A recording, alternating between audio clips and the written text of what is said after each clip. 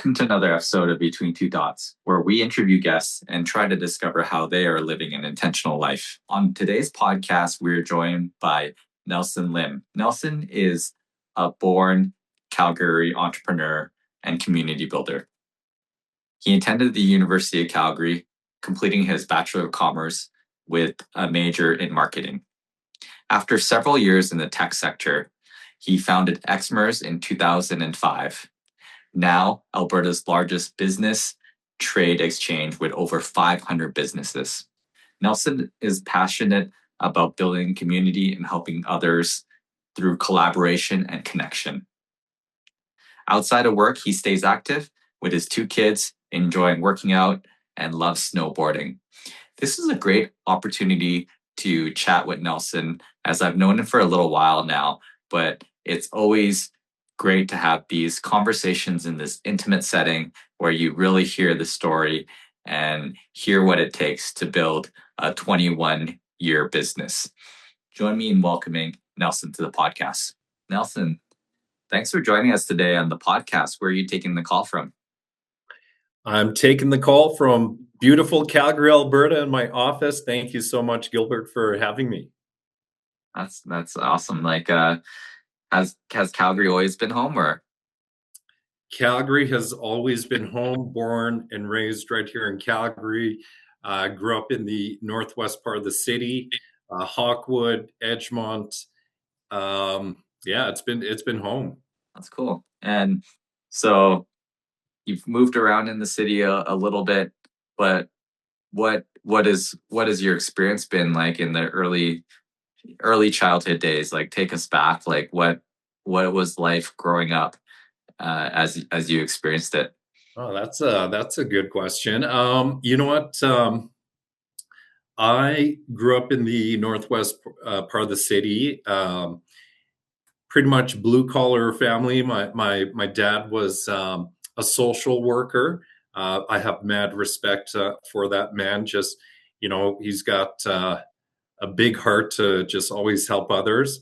And my mom, she worked at Scotiabank as a bank teller. Then I think she later moved on to be a personal banking officer. And this was at the Ranchlands Scotiabank for anybody that, lived in the Northwest in the Ranchlands area. So she worked there, gosh, for a very long time, probably, I don't know, 20, 25, 30 years, a long time. That's awesome. And yeah, myself, I'm a former Scotia banker as well. So that's Oh, no way. shout out to Scotia, but in a different capacity. That was like when I was in the investment banking group, but obviously just being part of that Canadian bank is a formative experience. But did you have any siblings growing up? Yeah, so I'm the oldest of 3. So my sister today, she works for an oil and gas company in marketing, and my brother, he's the youngest of us, and he's living the dream. He's living in California. Started off working with Amazon in cloud computing, and I can't remember the name of the company. I think it's oh gosh, it's not coming in me, but he's been in the San Jose area for quite some time, and he's really enjoying, his work and, the stuff that he does. So I wish I could be in California, but hey, Calgary's good enough. Yeah. So you're the oldest of 3, and what kind of student were you growing up in terms of, like, were you pretty engaged? Did you get good grades? Were you the class clown? What did that look like? Oh gosh, you know what? I don't know. I think for myself, I think just the values that my parents kind of instilled in all of us was to just always work hard, and just, coming from, Asian parents, work hard, get a good job, so I think it was more just the hard work ethics always. And I would say, I don't know. I think I was a pretty good student for the most part, but I think growing up in school, I felt like I was always the connector, which can translates into my job today, but always that one that would try to bring people together, whether it's parties or get-togethers and stuff like that. And um, yeah, I think overall I was just uh, a good person to connect people together. Yeah. And where do you think that affinity comes from? Was it just like innate in terms of your personality, or was it like a coping mechanism to try to make friends and elevate your status? What did that look like? You know what? I think just maybe I don't I want I'm not sure if I can say it came naturally, but I think just seeing my parents, they were always uh, giving, or we would always host family get-togethers and things like that. So maybe it kind of just brushed off from just seeing what my parents did out there in the community. I think they were always very just helpful, again, just thinking about my dad, as a social worker, just always very willing to give a helping hand to just help others, no matter what the circumstance was. And even things like, I remember, Christmas Day, where, we would go to the shelter, to just kind of help others and just kind of give back, our time. So, that was very rewarding. To my mom, inviting people over, playing Mahjong, late into the nights. And so I think it was always this environment of just, let's get together with people, let's have fun, enjoy our time together. Yeah.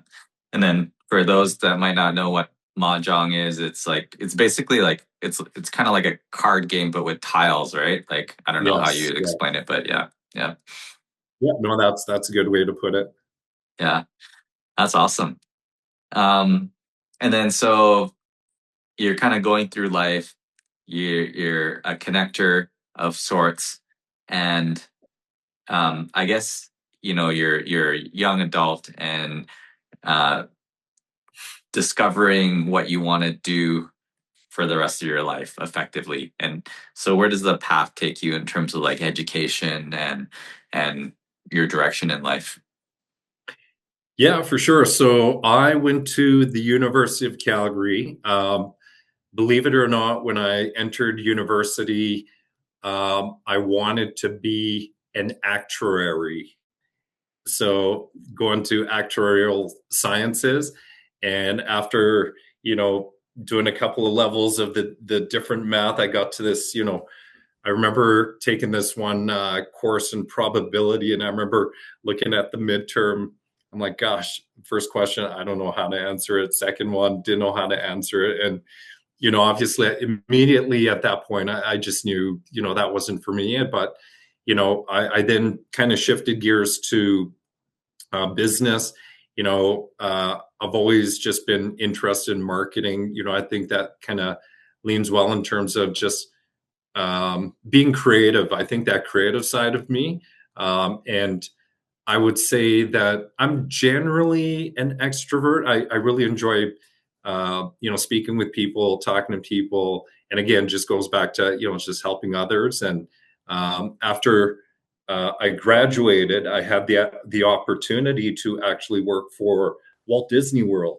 So I actually worked as a cultural ambassador, worked at Epcot, but then quickly realized the hospitality, food and beverage industry, just wasn't for me. It was a super cool experience to be able to work and live in Orlando, Florida. You're 22, 23 at that time, meeting people from around the world. So that was super fun. But I don't know. I just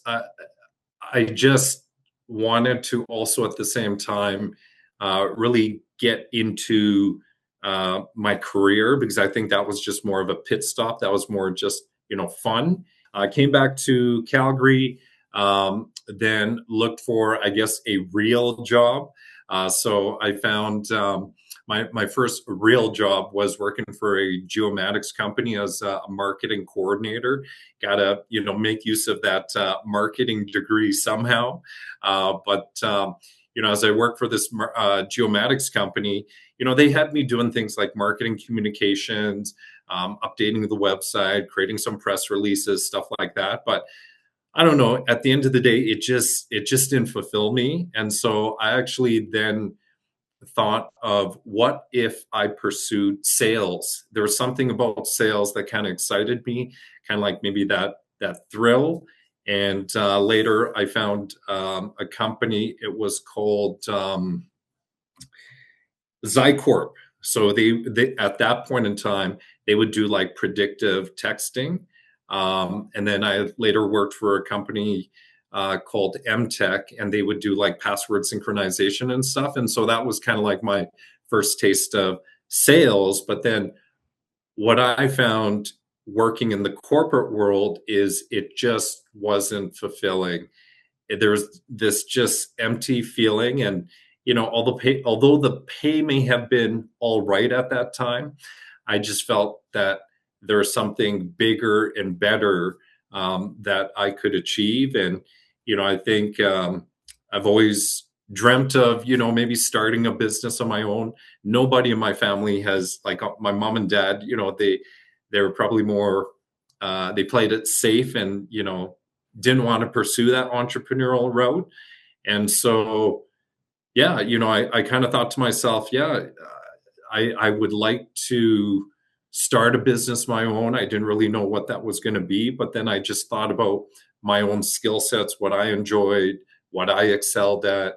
And obviously that was people, just being out there. And I thought of different business models. And at the time, eBay was probably, at its pinnacle. Everybody was kind of like buying and selling on eBay. So I thought, hey, wouldn't it be kind of cool if I could create a website where consumers or people could trade junk for junk, like a barter system? So got super excited, did a little bit of research, and I actually fell upon the barter industry for businesses. And obviously at that time, you know, didn't have any kids. My life was so different, at that point, going back now 21 years ago. I thought, hey, this is the perfect time to just kind of jump into uh, the world of being an entrepreneur. So Yeah. here we are 21 years later. Yeah. No, that's awesome. I want to kind of get into that, but just taking a step back, you covered a lot there as it relates to some of the career moves and the thought process behind that. So that was fascinating. Uh, the one thing I wanted to ask was how did that like Disney World opportunity even come out? Because like obviously, sitting there in Calgary with a commerce degree, that's probably not a atypical, like that's not a typical opportunity that someone pursues. Is that fair to say? Well, so what actually happened was Walt Disney World was actually recruiting at the U of C. So Really? yeah, so I don't know if you remember, like back in the days, you'd look online to see what job opportunities there are. You'd apply, and so yeah, this Walt Disney World opportunity came up, and I was like, oh, that'd be super cool, because obviously with me pursuing a marketing degree, my thought process was if I worked for Disney, that's probably the ultimate, marketing job. And so I thought, hey, here's an opportunity to start kind of like ground floor, just to, experience, learn the business. And yeah, applied. And, I was fortunate enough to, be selected. I think at that time they were trying to recruit students from right across Canada at all the different universities. So, when I got to Orlando, Florida, there it was super. It was a super cool experience because all the Canadians are from different universities, across Canada. Cool. Well, that's awesome. Um, And, you know, you had a few other jobs before you kind of start to hone in on sales, which I feel like is a little bit of a separate thing. But like, what did those other careers or stints kind of teach you? Um, I think that very first job working for the geomatics company, in terms of marketing, I think it taught me to be quite versatile, because I remember at the time that company was fairly small, probably employed maybe a team of 10, but you kind of helped out where you had to. So, as the marketing guy there, I definitely was able to experience a lot of different things, as opposed to if I maybe worked for a larger, bigger corporate company. So again, they had me working on things like website design, marketing communications, trade show, a lot, some of the administrative stuff, because, obviously I just came, out of university, to the point where they actually put me on one of these missions to collect data, in one of the Cessnas, which was pretty cool. But, to be honest, as soon as I got up in the air in that Cessna, I just was not feeling well at all. So unfortunately, I wasn't able to collect the data, and that mission had to be aborted. So one of my other colleagues had to, go up there and complete it. But I mean, that was still just, a great experience, just to, have the opportunity to do some pretty cool stuff. But yeah. Yeah. And then I've read articles, heard debates, and explanations around this, but maybe having that marketing degree, being in sales, like what are some of the misconceptions around like marketing and sales, and how should people kind of think about this as it relates to business? Okay, so on the marketing side of things, it's a lot of the external communication pieces. So it's important to have, the brochures, the flyers, the case studies. And with sales, now you're taking that information to communicate it to that prospect to now execute in terms of solving the problem. So I think that's my opinion in terms of the difference between marketing and sales, but they are so intertwined together that it's so important to have both marketing and sales work together. Yeah. And then, so it's so interesting, like after having all this experience in quote the real world, you underwent this process of exploring starting your own business. And then you uncover this barter system. And so maybe talk a little bit about that. Was there certain other regions that were more advanced in terms of the uh, barter economy than others? What ideas did you kind of borrow from, or were inspired to? And then what eventually led you to say, hey, this could work. This is a business unto itself. Let's try it and kind of go from there.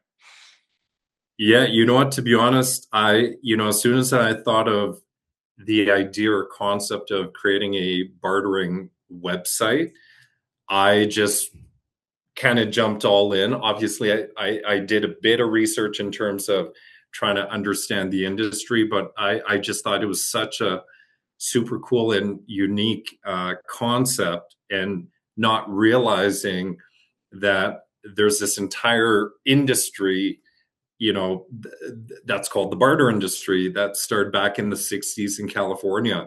And so at the time in Calgary, when I started my business, I think there's two competitors at that point in time.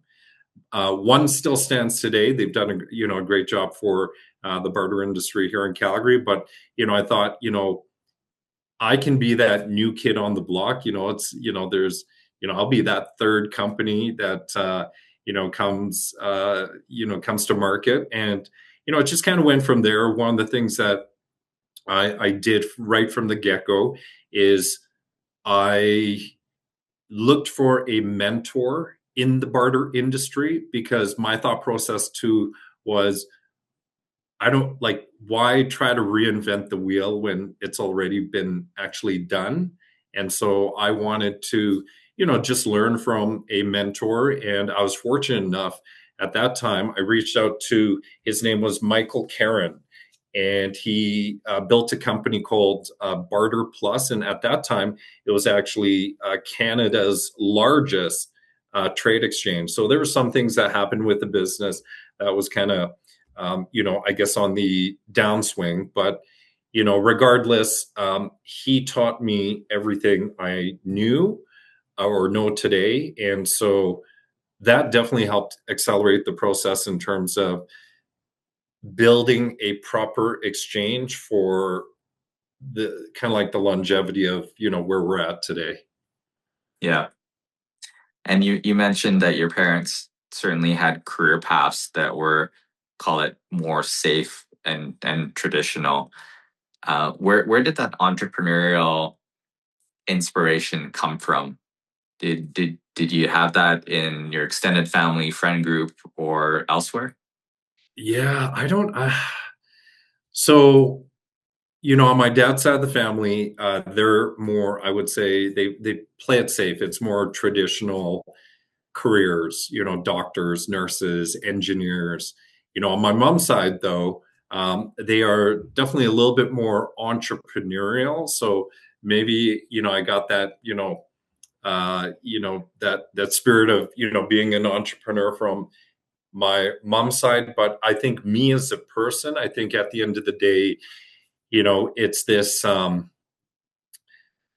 my belief is each one of us has this burning desire to want to do something more than we could have ever imagined, whether it's starting a business or trying to help others or trying to create change or impact.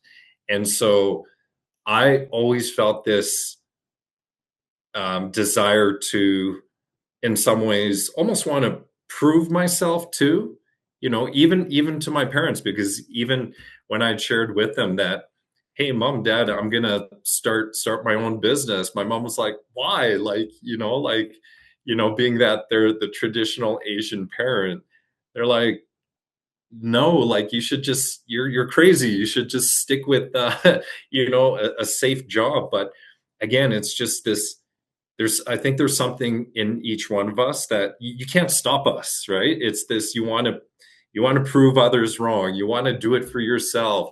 And once you can actually find that, like, gift, like, it's just amazing. It truly, it's this feeling of, it never feels like work, like you're working, but it doesn't feel like work because you're genuinely passionate about what you do. So I guess, kind of going back to answer your question, could it have been from, my mom's side of the family, of them, kind of being like entrepreneurs, or was it,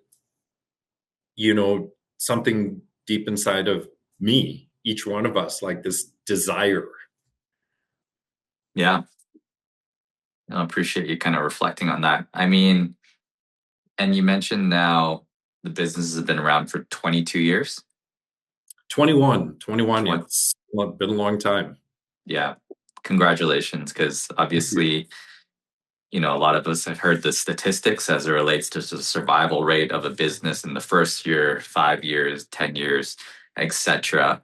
So, you built a business that has stood the test of time.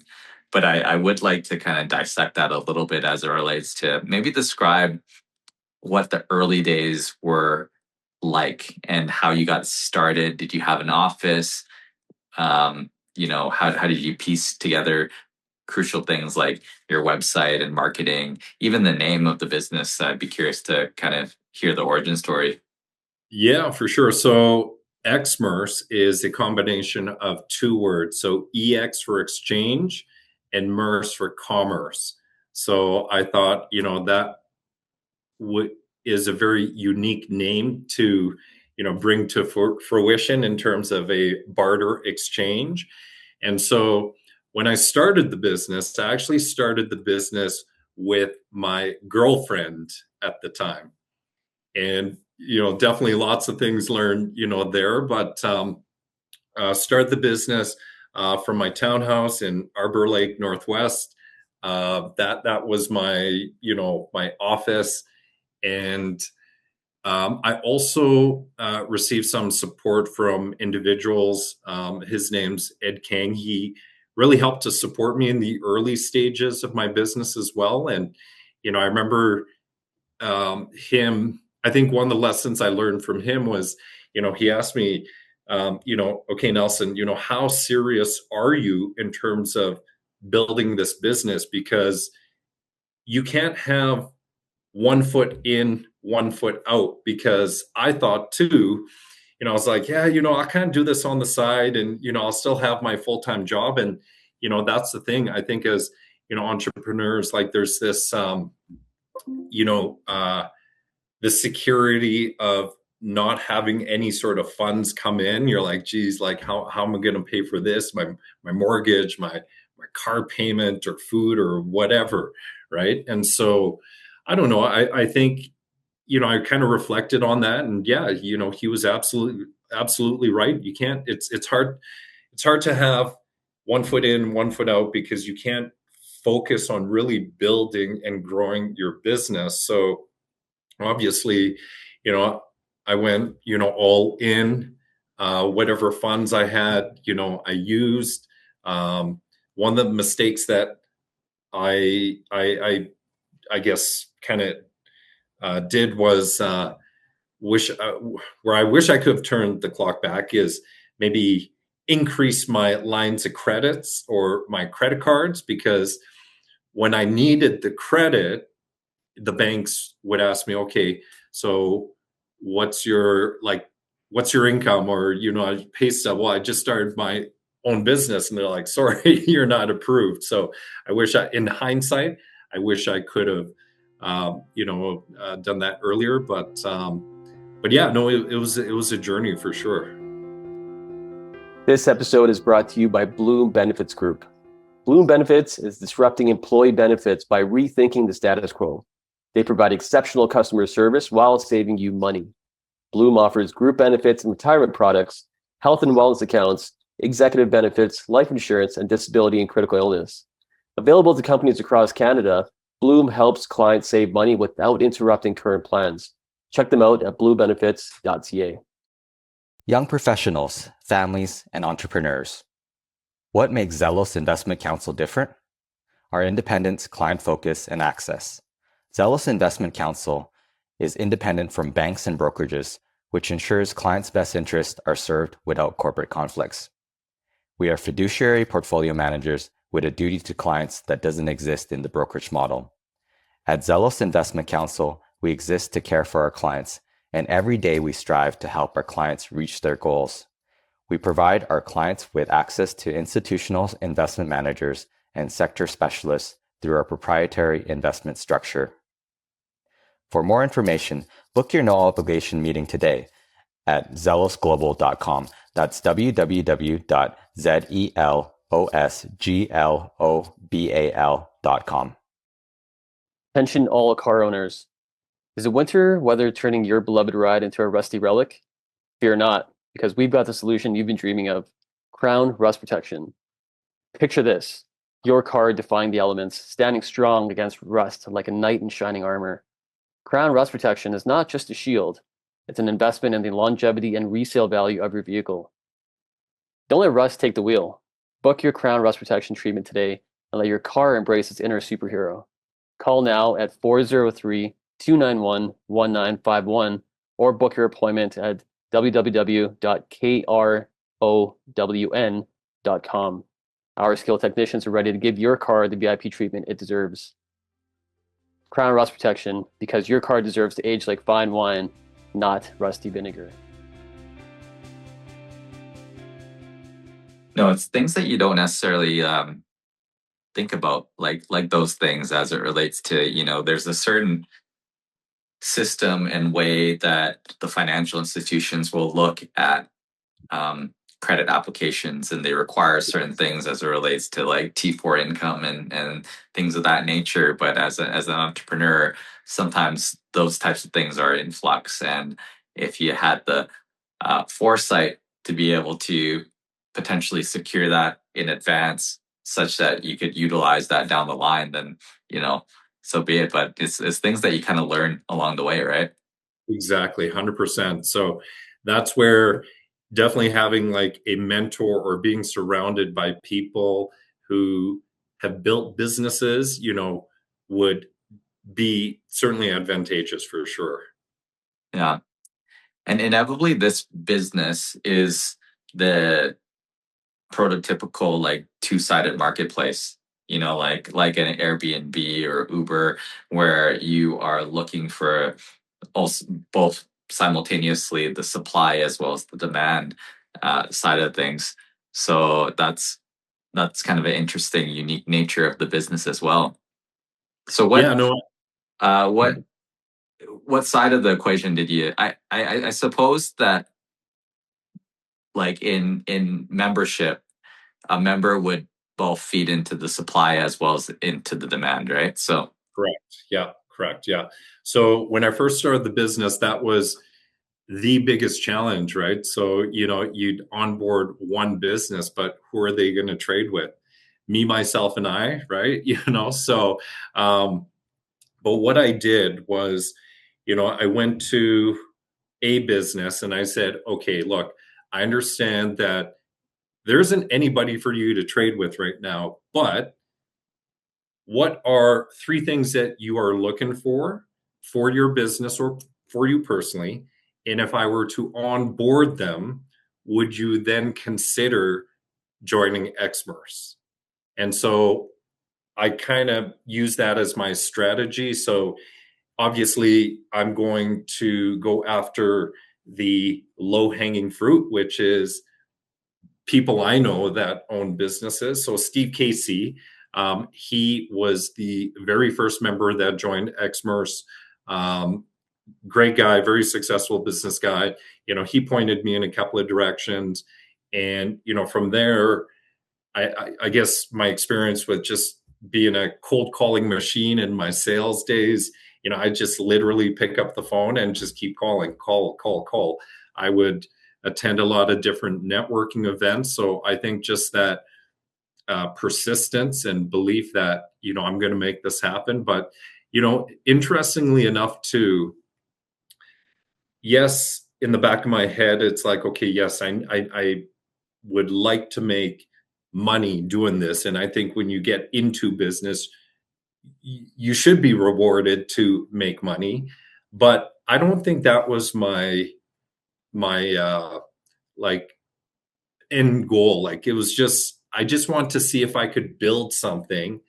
And, from there, just it was just something I just thoroughly enjoyed doing. And just eventually we went from 1 to 5 to 10 to 20 to now today, 500 plus members.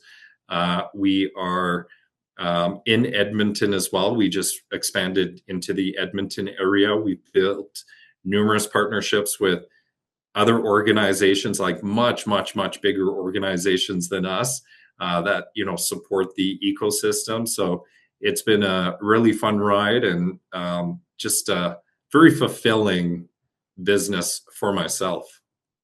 yeah.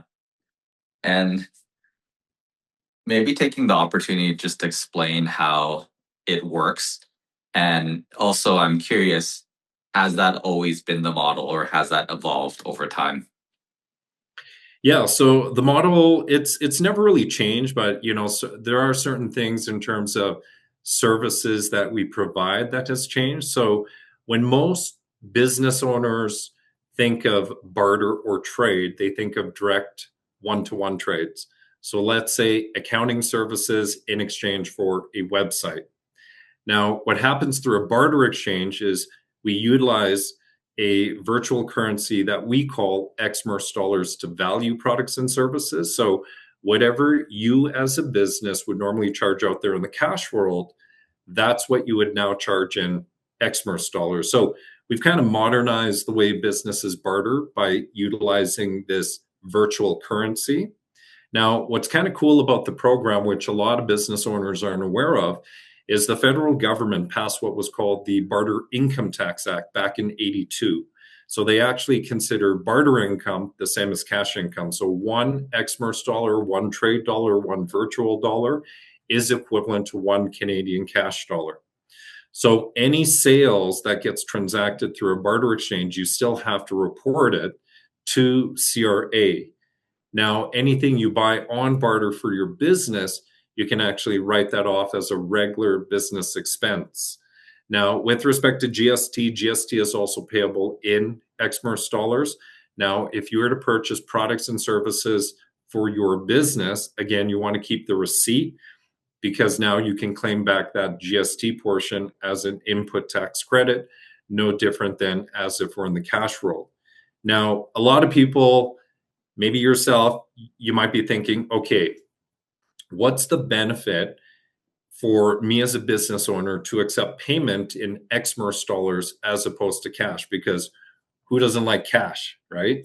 So what it really comes down to is three simple things. So number one, it's a way for businesses to reach out and find new customers. So these are customers you otherwise would not have had the opportunity to do business with.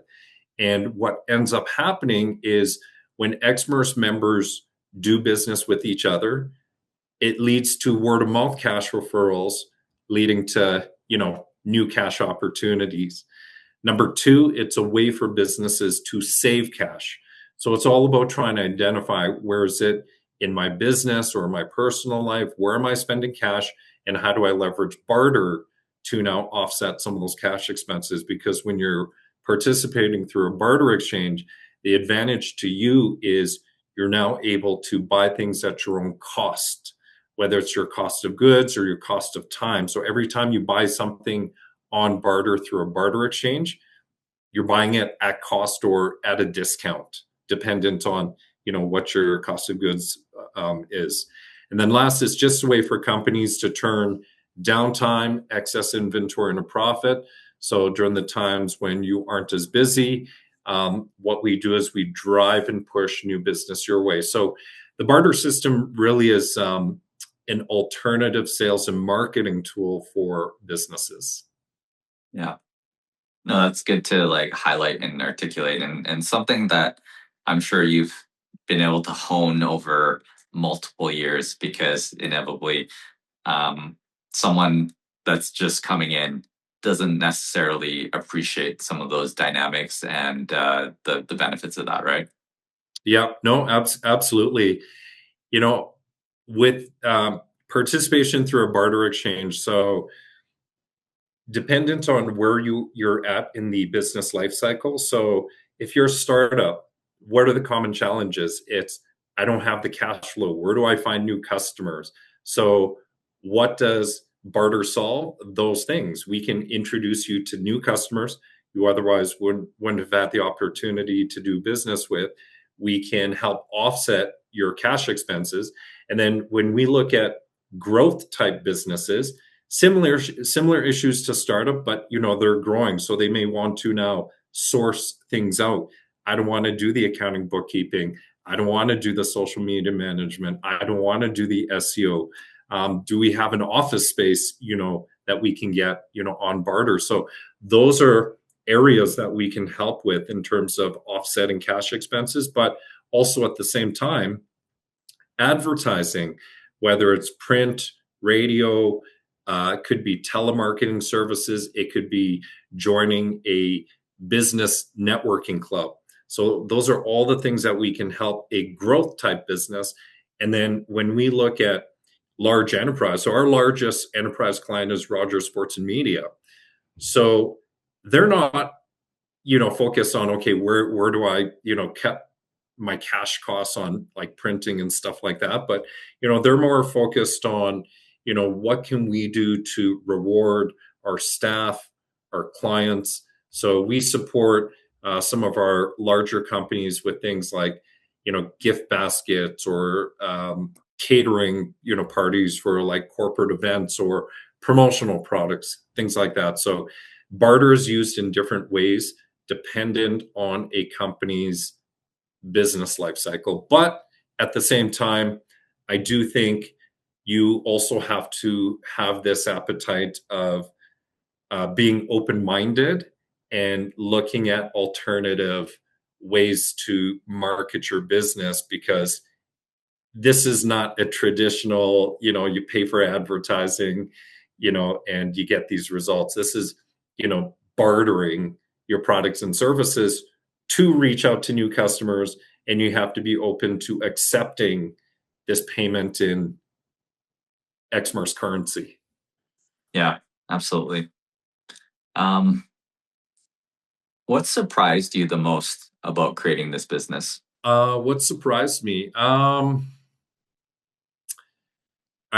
think with any entrepreneur, the lack of freedom. I find myself always working, but I don't know, maybe I'm a workaholic, or maybe I just really enjoy what I do, so I do it. But um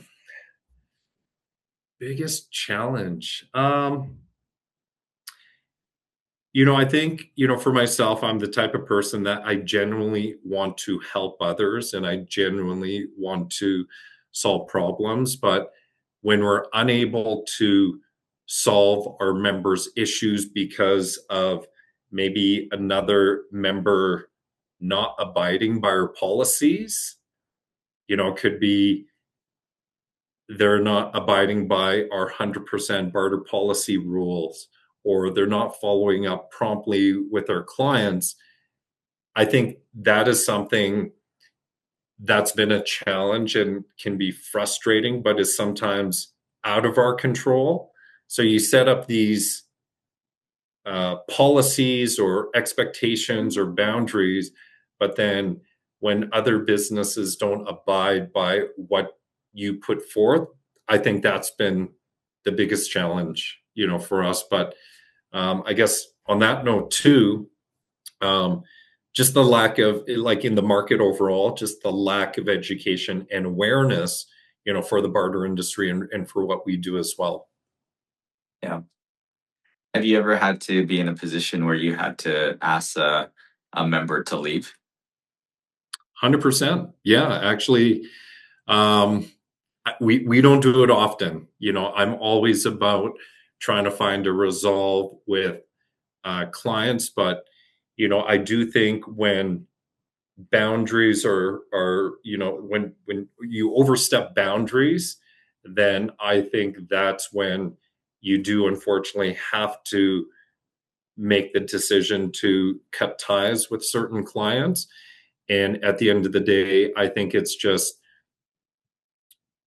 you have to stand for what you believe in, and what the company represents as well. And so, in the 21 years, we've only had to do it, fortunately enough, just 2 or 3 times, not often. It's something I don't particularly enjoy doing, but again, at the end of the day, it's just, you have to stand on your own values. Yeah, 100%. Um, running a business, being an entrepreneur, it takes its toll. It requires a lot. How do you make sure you're grounded and showing up as your best self? Like, what is your daily, regular wellness routine? For me, it's definitely going to the gym. That's my stress relief. So I've always been a pretty active person, and so I really enjoy just working out. Just, it helps me just kind of relieve that stress. I also do think you don't want to put yourself in a bubble too. You got to go out, hang out with your friends, see your family. I do think maybe in the earlier days when I started my business, all I could think and do was like my business, right? And you just put that pressure on yourself. So I think it's important to find that balance between, work and life. I'm trying to I keep telling myself I should be sleeping much earlier, to get that rest. It's a work in progress, but yeah, I would say those are some of the things that I personally try to focus on, like just be active, enjoy going to the gym, hang out with people you enjoy, your family, your friends, um, and then yeah, trying to get more sleep. Yeah.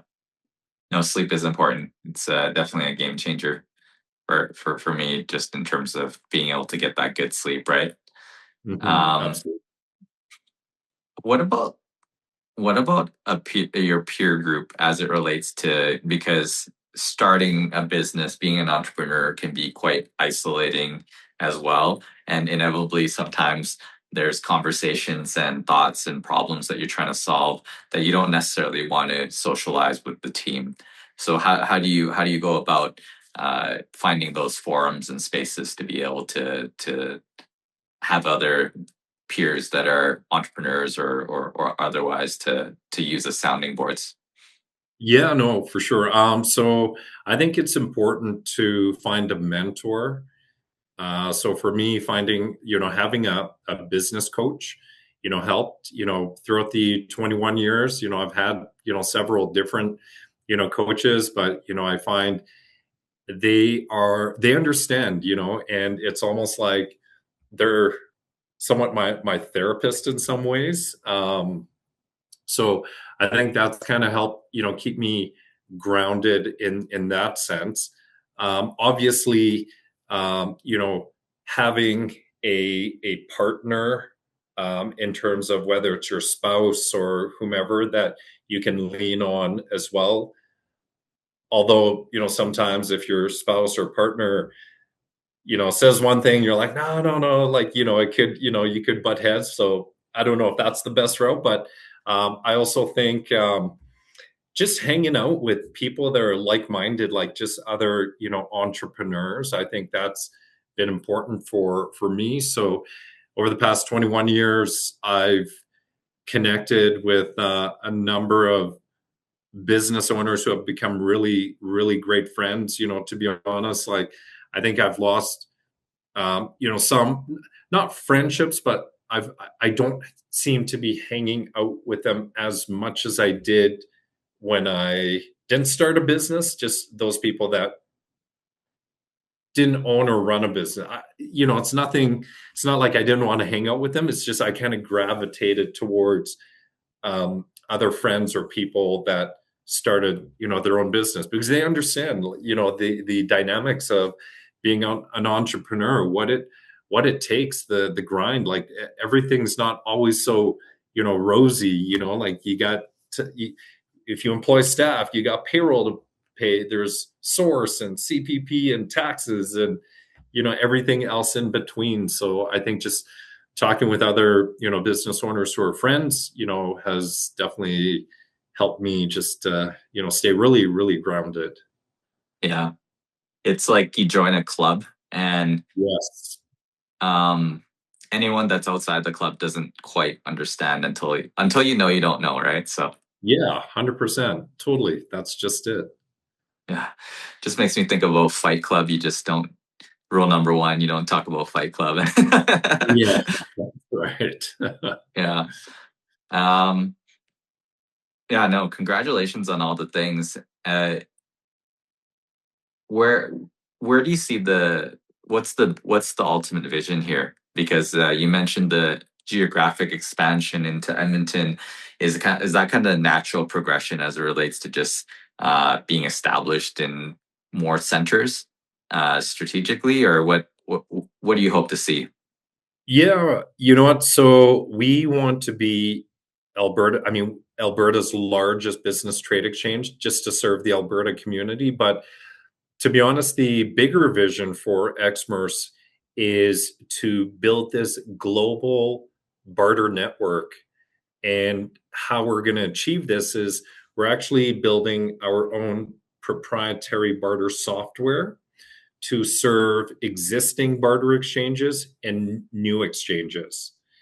And so through this expansion, through licensing, I'm hoping to build pockets of barter communities globally. And I was just sharing with the team, like in this world, I don't think I'm the only person that enjoys building community, helping others, connecting people together. And so if I can find those individuals who share similar values to what I believe in, maybe there's an opportunity for them to start up their own barter exchange. And so that really excites me to, build out this barter software platform to teach other people to build their own barter communities. So it's a big project that we're working on, and hopefully within the year, we'll actually have we'll be ready to launch. Yeah. I'm curious as well because you have actually been an entrepreneur for a long time, and uh, call it before entrepreneurship was sexy or seen as kind of like a mainstream viable career option for individuals. So I'm just curious just to kind of get your perspective on how that transition has been as it relates to the perception of being an entrepreneur. And some of this is like brought about due to social media and individuals that have been successful as entrepreneurs portraying themselves in a certain manner. But you were doing it a long time, so you've probably seen that shift where when you first started your business, people were like, what are you doing? And then inevitably, like today, I think people kind of understand it a little bit more in terms of being an entrepreneur and starting a business. But I'm Mhm. just curious on your reflections on that. Well, I think when you're thinking about pursuing that entrepreneurial route, I think a big part of it is like, are you ready? Do you have that personality? Like, do you have what it actually takes to be an entrepreneur? Because it's not what they, post on social media where it's like, oh yeah, here's an opportunity, or if you're an entrepreneur, you're going to make this much money. Like, I mean, it's a lot of hard work. Um, and so I think if you're looking to be an entrepreneur, you really have to self-reflect and know who you are. Like, what is it that you want to do? Like, are you a risk taker? Are you somebody that's willing to not go on vacations anymore, or not be able to, spend on certain things? Like, I guess what I'm trying to say is, are you willing to make those sacrifices in order for you to build and grow your business? Right. So I think a lot of self-reflection. I think, um, are you mentally strong? But with that being said, too, being an entrepreneur, can you prepare yourself for that? I don't know. Like, so I think it's this mental toughness as well. Um, and I think honestly too, it's a personality fit. I know so many people that think about, it'd be great to start up my own business, but they just don't have that desire, right? I'm more comfortable to stay at my job and, know that I'm getting a fixed paycheck, every month. And I got my whatever 3-4 weeks holidays. Yeah. So I think it's a lot of personal self-reflection. Yeah. I guess a follow-up question to that is like, do you think like entrepreneurship and that mentality that you're talking about, can that be learned, or is it inevitably innate? Like it's either you have it or not, or can people kind of train themselves to uh, Uh, acquire that? I think, I don't know. You know what? I'm gonna lean more towards, yes, we can learn anything. We can learn anything. But I think, again, it's what's inside here, like that can't be learned. That's just this fire inside of you. Again, you want to prove yourself. So people just, or like you're willing to take the risk to achieve something bigger and better. Or so I think I think I'm going to lean towards, I don't think it can be learned in the sense of this drive and determination. That's just who we are. Like you're either like an entrepreneur, or you're a, yes, I can learn to be an entrepreneur, if that makes any sense whatsoever. Yeah, absolutely. Inevitably, it's like it's not something that I've thought about a lot, but it was just something that prompted me to ask the question because it is an interesting question to contemplate whether you're effectively born with it or not, right? Yeah, no, absolutely. Yeah. I guess I guess in short, I think you're born with it. It's just something within that's like, okay, I'm going to be an entrepreneur because I want to prove myself. I want to do something bigger. And those are the people that I believe are really these movers and shakers out there. Yeah.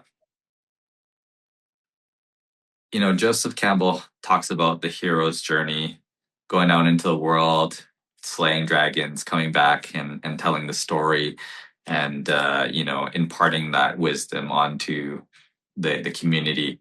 Ultimately, what is your story? What story are you writing and going to be telling to the community when it's all said and done? At the end of the day, for me, it's always been about building community and helping others. And, those are things that I will kind of like live and die by. Those are things that I truly try to instill in my kids, that it's important. It's always important to, do your best, work hard, build community in the sense of, supporting others. Like, what is it that you can do to help and support others? And if you, I don't want to sound cliche or anything, but it's, yeah, if you truly believe in what you do and you're passionate about what you do and you dream it, you can achieve it. But obviously, there's a lot of work behind the scenes, like, what we've talked about in terms of the willingness to make sacrifices, and just the perseverance and all of the other things like hard work, right? So, but yeah, that's my kind of like takeaway in terms of what I'd like to be known for is just the sense of helping others and building community, and just having my kids know that too. Yeah, amazing. Well, really appreciate your time today and want to give the opportunity to you to talk about how people can get connected, learn more, shout out anything that you're passionate or wanting to promote. The floor is yours. Awesome. Well, thank you so much for giving me this opportunity to just kind of share my story and just my journey and just a little bit more about Exmerce. As I've shared, I'm all about community building and supporting others, other entrepreneurs. Again, whether you're a startup in the growth phase, or maybe, hey, you might be a large enterprise company, wanting to support your staff. But yeah, feel free to reach out to me. You can call me direct. Our office line's 403-215-9220, or just shoot me an email at nelsonlim, Liem, at exmerce.com. Happy to answer any questions or even opportunities for any sort of collaboration. So, but yes, thank you so much for this opportunity again. Yeah, amazing. It was great to chat with you. I got a lot out of this conversation, and I'm sure our listeners will as well. So thank you again. Okay, awesome. Thank you so much, Gilbert. Thank you again for joining us for another episode of Between Two Dots by Intention Media. This podcast is co-hosted by myself, Gilbert Bong, and Hafiz Mita. If you enjoyed this podcast, please rate and review wherever you listen.